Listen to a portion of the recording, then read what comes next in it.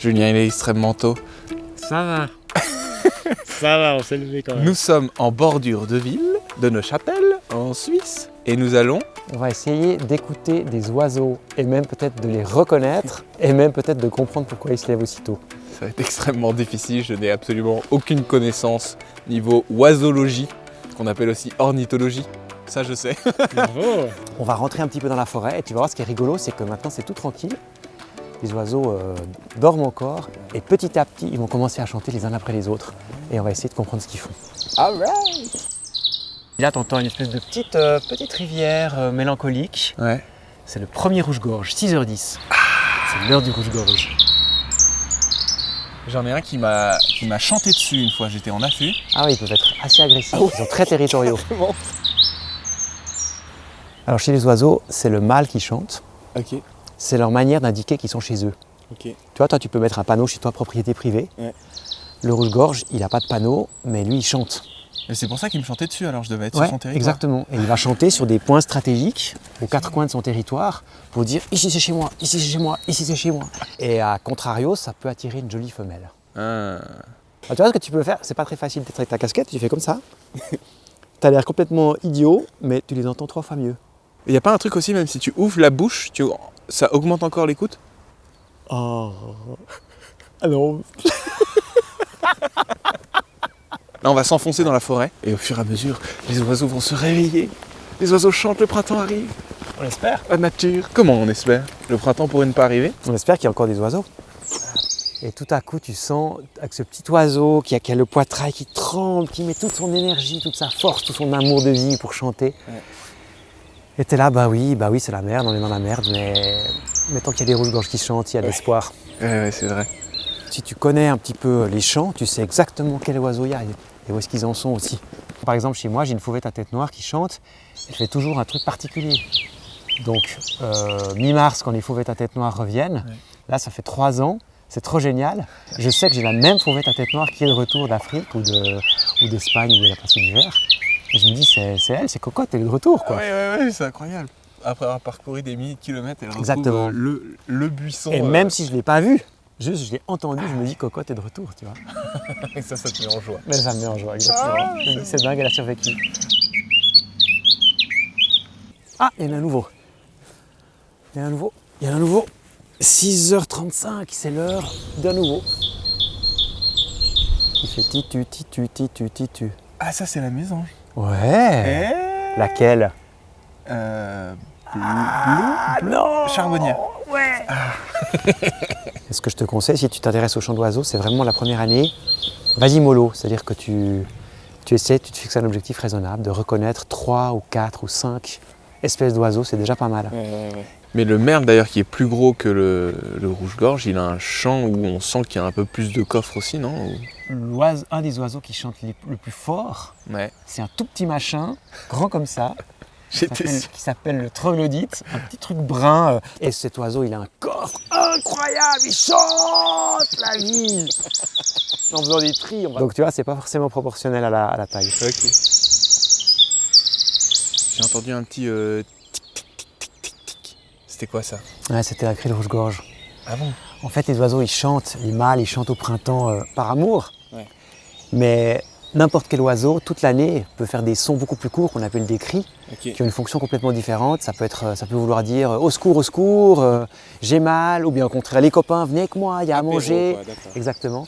Et souvent, c'est des sons très courts, c'est des sons qui sont beaucoup plus difficiles à reconnaître. Donc je te conseille, commence déjà avec les chants, t'as déjà du taf là.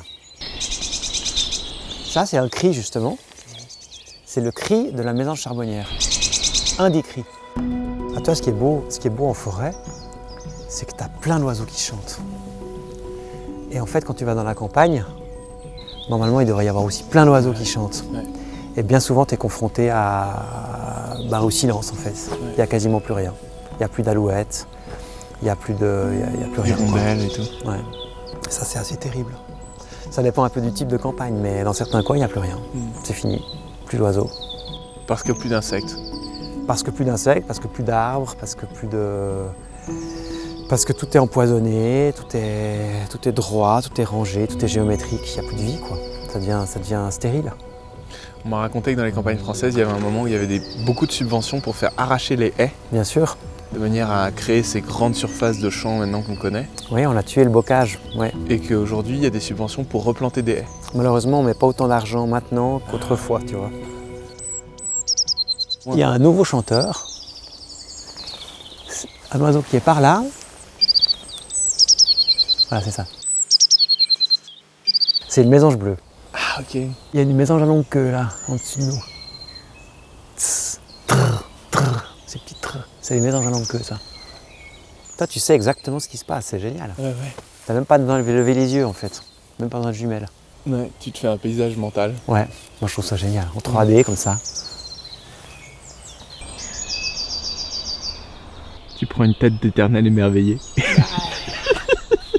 Là, on pourrait être au bureau devant un ordi et. Attends, c'est cool. Ouais, grave. Ah, ça c'est l'alarme du piquet pêche. Ah. Tchic. Voilà, piquet pêche. Il doit être dans un des pins. Quand il est trrr comme ça, contre un tronc, c'est pas du tout pour chercher de la nourriture. C'est aussi un chant en fait. C'est une manière de dire qu'il est chez lui. S'il tapait contre le tronc pour chercher à manger, il ferait tac tac tac tac.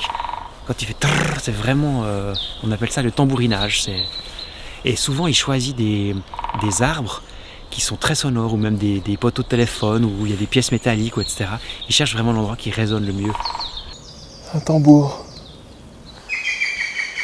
Et ça, c'est Pivert. Dis donc. Dis. Un point. Bravo. Le pic vert, il chante là-bas parce qu'il y a des lisières, il y a des clairières. Ah, ok. Il n'est pas tellement à l'intérieur de la forêt. Ah ouais. Tandis que le pic et pêche, c'est vraiment un pic vraiment forestier. Ok. Bon Vincent, tu te débrouilles pour un débutant, t'es pas mal. On va faire un test après. Hein. Oh là là. Il y aura un examen. Regarde ce que c'est beau là, toutes ces petites feuilles là. On pourrait descendre là, tiens, on va descendre là. J'ai bousillé son travelling.